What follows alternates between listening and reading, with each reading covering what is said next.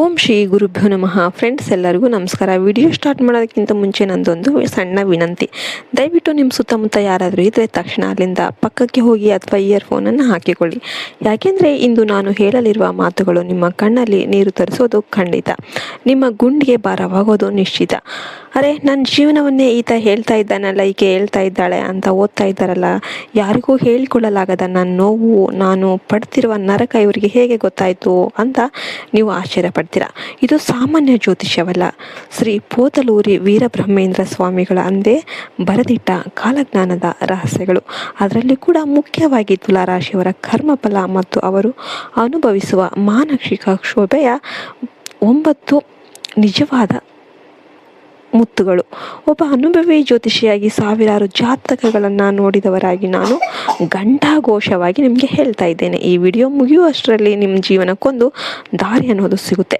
ನಿಮ್ಮಲ್ಲಿ ಅಡಗಿರುವ ಅದ್ಭುತ ಶಕ್ತಿ ನಿಮಗೆ ತಿಳಿಯುತ್ತೆ. ಆದರೆ 1 ಸೆಕೆಂಡ್ ಸ್ಕಿಪ್ ಮಾಡಿದ್ರೂ ಕೂಡ ಬ್ರಹ್ಮ ಅವರು ಸಂದೇಶವನ್ನು ನೀವು ಕಳೆದುಕೊಳ್ತೀರಾ. ಆದ್ದರಿಂದ ಕೊನೆಯವರೆಗೂ ಕೂಡ ನನ್ನ ಜೊತೆ ಪಯಣಿಸಿ. ವಿಡಿಯೋ ನೋಡ್ತಿರುವ ಪ್ರತಿ ತುಲಾರಾಶಿಯವರು ದಯವಿಟ್ಟು ಕಮೆಂಟಲ್ಲಿ ಓಂ ಭೈರವಾಯ ನಮಃ ಅಂತ ಬರೆದು ನಮ್ಮ ಚಾನಲ್ ಸಬ್ಸ್ಕ್ರೈಬ್ ಮಾಡ್ಕೊಳ್ಳಿ. ತುಲಾರಾಶಿ ಅಂದರೆ ತಕ್ಕಡಿಯ ಗುರುತು, ಎಲ್ಲರಿಗೂ ನ್ಯಾಯ ಮಾಡಬೇಕೆಂದು ಬಯಸುವ ರಾಶಿ. ಆದರೆ ನಿಮಗೆ ಯಾವಾಗಲೂ ಅನ್ಯಾಯವೇ ಆಗ್ತಾ ಇದೆ ಅಲ್ವಾ? ಕಾಲಜ್ಞಾನದ ಆ ಮುತ್ತುಗಳು ಏನು? ಒಟ್ಟು ಒಂಟಿಯಾಗಿ ನೋಡಿ. ಮೊದಲನೇ ಮುತ್ತು ಯಾವುದು ಅಂದರೆ ನಿಮ್ಮ ಒಳ್ಳೆಯ ಗುಣವೇ ನಿಮಗೆ ದೊಡ್ಡ ಶಾಪ. ತುಲಾರಾಶಿಯವರೇ, ಒಮ್ಮೆ ನಿಮ್ಮ ಗತಕಾಲವನ್ನು ತಿರುಗಿ ನೋಡಿ. ಯಾರಾದರೂ ಆಪತ್ತಿನಲ್ಲಿದ್ದರೆ, ನಿಮ್ಮ ಜೇಬಲ್ಲಿ ಹಣ ಇಲ್ಲದಿದ್ರೂ ಕೂಡ ಸಾಲ ಮಾಡಿಯಾದರೂ ಕೂಡ ನೀವು ಸಹಾಯ ಮಾಡ್ತೀರಾ. ಬೇರೆಯವರ ಕಷ್ಟಕ್ಕೆ ನಿಮ್ಮ ಕೆಲಸ ಬಿಟ್ಟು ಓಡ್ತೀರಾ. ಆದರೆ ನಿಮಗೆ ಕಷ್ಟ ಬಂದಾಗ ಯಾರಾದರೂ ನಿಮ್ಮ ಪಕ್ಕ ನಿಂತಿದ್ರಾ? ಇಲ್ವಲ್ಲ. ಕಾಲಜ್ಞಾನ ಇದನ್ನೇ ಹೇಳು. ತಕ್ಕಡೆ ಯಾವಾಗಲೂ ಬೇರೆಯವರ ಭಾರವನ್ನು ಹೊರಬಲ್ಲದೆ ಹೊರತು ತನ್ನ ಭಾರವನ್ನಲ್ಲ. ನೀವು ಎಷ್ಟೇ ಮೇಲು ಮಾಡಿದರೂ ಕೊನೆಗೆ ನೀವು ಕೇಳುವ ಮಾತು ಒಂದೇ, ನೀನು ನನಗೇನು ಮಾಡಿದ್ದೀಯಾ? ಈ ಒಂದು ಮಾತು ನಿಮ್ಮ ಗುಂಡಿಗೆಯನ್ನು ಸೀಳಿದಂತೆ ಭಾಸವಾಗುತ್ತೆ. ಎರಡನೆಯ ಮುಚ್ಚಿನ ಮಾತು ಏನಂದರೆ, ನಗ್ತಲೇ ನರಕ ಅನುಭವಿಸೋದು. ಹೊರ ಜಗತ್ತಿಗೆ ನೀವು ತುಂಬ ಸಂತೋಷ ಕೊಡ್ತೀರಾ, ಸಂತೋಷವಾಗಿದ್ದೀರಿ ಅಂತ ಕಾಣಿಸ್ತೀರಾ. ನಿಮ್ಮ ನಗು ಆಕರ್ಷಣೀಯವಾಗಿರುತ್ತೆ. ಯಾಕೆಂದರೆ ನಿಮ್ಮ ರಾಶಾಧಿಪತಿ ಶುಕ್ರ. ಆದರೆ ಆ ನಗುವಿನ ಹಿಂದಿರುವ ನರಕ ಯಾರಿಗಾದರೂ ಗೊತ್ತಿಲ್ಲ.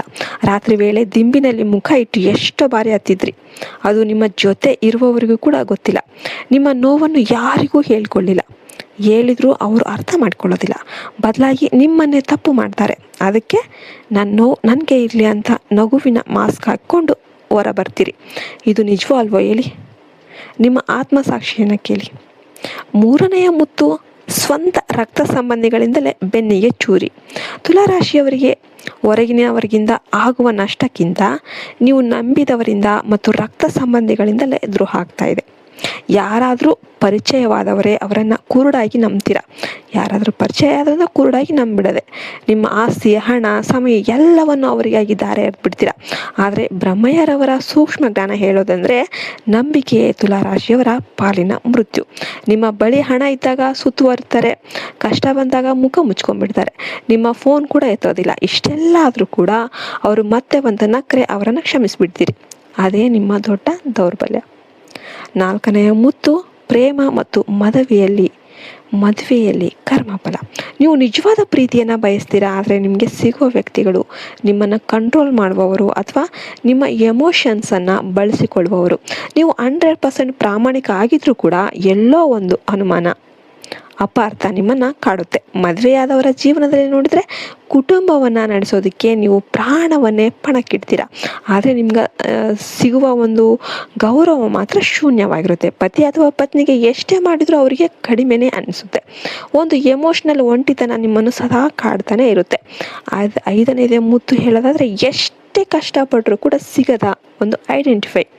ಉದ್ಯೋಗದಲ್ಲಾಗಲಿ ಅಥವಾ ವ್ಯಾಪಾರದಲ್ಲಾಗಲಿ ಕಷ್ಟಪಡೋದು ನೀವು, ಆದರೆ ಕ್ರೆಡಿಟ್ ಅಥವಾ ಫಲ ಪಡೆಯೋದು ಬೇರೊಬ್ಬರು. ನೀವು ಒಂದು ಕೆಲಸವನ್ನು ಪರ್ಫೆಕ್ಟಾಗಿ ಮಾಡ್ತೀರಾ, ಆದರೆ ಪ್ರಮೋಷನ್ ಸಮಯದಲ್ಲಿ ಅಥವಾ ಹೆಸರು ಮಾಡುವ ಸಮಯದಲ್ಲಿ ನಿಮಗಿಂತ ಕಡಿಮೆ ಟ್ಯಾಲೆಂಟ್ ಇರುವವರು ಮೇಲೆ ಹೋಗಿಬಿಡ್ತಾರೆ. ಯಾಕೆಂದರೆ ನಾನು ಮಾಡಿದ್ದೇನೆ ಎಂದು ಡಂಗುರ ಹೊಡೆಯೋದು ನಿಮಗೆ ಬರೋದಿಲ್ಲ. ನಿಮ್ಮ ಮೌನವನ್ನು ಈ ಲೋಕ ಅಸಮರ್ಥತೆ ಅಂತ ಭಾವಿಸುತ್ತೆ.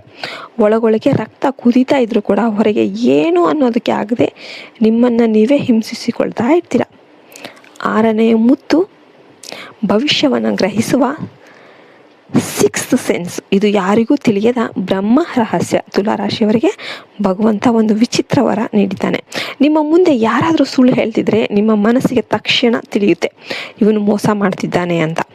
ಆದರೆ ವಿಚಿತ್ರ ಏನಪ್ಪ ಅಂತ ಅಂದರೆ, ನಿಮಗೆ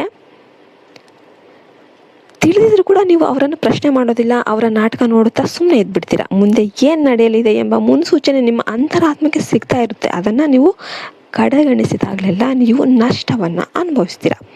ಬುದ್ಧಿಗಿಂತ ಎಮೋಷನ್ಸ್ಗೆ ಹೆಚ್ಚು ಬೆಲೆ ಕೊಟ್ಟು ನೀವು ಏಟು ತಿಂತೀರ.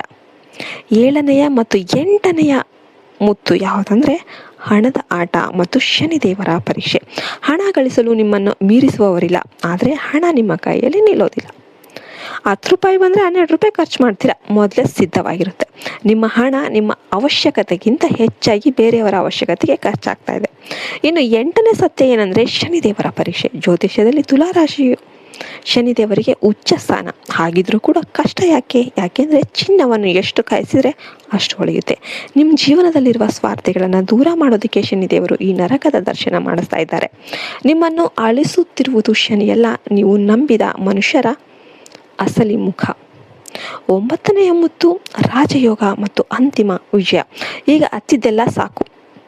ಬ್ರಹ್ಮಯ್ಯರವರ ಕಾಲಜ್ಞಾನದಲ್ಲಿ ತುಲಾರಾಶಿಯವರಿಗೆ ಅತಿ ಸುಂದರ ಸಮಯ ಬರೆದಿದ್ದಾರೆ. ನಿಮ್ಮ ಕರ್ಮಫಲ ಮುಗಿಯುವ ಹಂತಕ್ಕೆ ಬಂದಿದೆ. ಯಾರು ನಿಮ್ಮನ್ನು ಅವಮಾನಿಸಿದ್ರೋ, ಯಾರು ನಿಮ್ಮ ಬದುಕು ಇಷ್ಟೇ, ಇವನು ಇರೋದು ಇಷ್ಟೇ ಅಂತ ಯಾರು ಹೀಯಾಳಿಸಿದ್ರೋ ಅವರು ನಿಮ್ಮ ಮುಂದೆ ತಲೆ ತಗ್ಗಿಸುವ ಕಾಲ ಅನ್ನೋದು ಬಂದಿದೆ. ಒಮ್ಮೆ ನನಗಾಗಿ ನಾನು ಬದುಕಬೇಕು ಅಂತ ನೀವು ನಿರ್ಧಾರ ಮಾಡಿದರೆ ನಿಮ್ಮನ್ನು ತಡೆಯೋದಕ್ಕೆ ಬ್ರಹ್ಮನಿಂದ ಕೂಡ ಸಾಧ್ಯ ಇಲ್ಲ. ನೀವು ಕಳೆದುಕೊಂಡ ಪ್ರತಿ ಪೈಸೆ ಬಡ್ಡಿ ಸಮೇತ ಮರಳಿ ಸಿಗುತ್ತೆ. ನಿಮ್ಮ ಮೌಲ್ಯ ತಿಳಿಯುವವರು ನಿಮ್ಮ ಜೀವನಕ್ಕೆ ಬರಲಿದ್ದಾರೆ. ನನ್ನ ಆತ್ಮೀಯ ಫ್ರೆಂಡ್ಸ್, ನಾನು ಹೇಳಿದ ಈ ವಿಷಯಗಳು ನಿಮ್ಮ ಜೀವನದಲ್ಲಿ ನಡೀತಾ ಇದ್ದರೆ ದಯವಿಟ್ಟು ಕಮೆಂಟಲ್ಲಿ ಹೌದು ಗುರುಗಳೇ 100% ಸತ್ಯ ಅಂತ ಬರೀರಿ. ನಿಮ್ಮ ನೋವನ್ನು ಆ ಕಮೆಂಟ್ ಮೂಲಕ ಹೊರಹಾಕಿ ನಾನು ಪ್ರಾರ್ಥಿಸುತ್ತೇನೆ. ನಿಮಗೆಲ್ಲರಿಗೂ ಕೂಡ ಒಳ್ಳೆಯದಾಗುತ್ತೆ. ವಿಡಿಯೋ ಲೈಕ್ ಮಾಡಿ ಮತ್ತು ಎಲ್ಲ ತುಲಾರಾಶಿಯವರಿಗೂ ಕೂಡ ಶೇರ್ ಮಾಡಿ. ಧೈರ್ಯವಾಗಿರಿ, ಭಗವಂತ ನಿಮ್ಮೊಂದಿಗಿದ್ದಾನೆ. ಜೈ ಶ್ರೀ ಬ್ರಹ್ಮಯ್ಯರವರು. ಜೈ ಹಿಂದ್, ಜೈ ಭಾರತ್ ಮಾತೆ. ಹರಿ ಓಂ ತತ್ಸತ್. ಸರ್ವೇಶನೋ ಸುಖಿನೋ ಭವಂತು.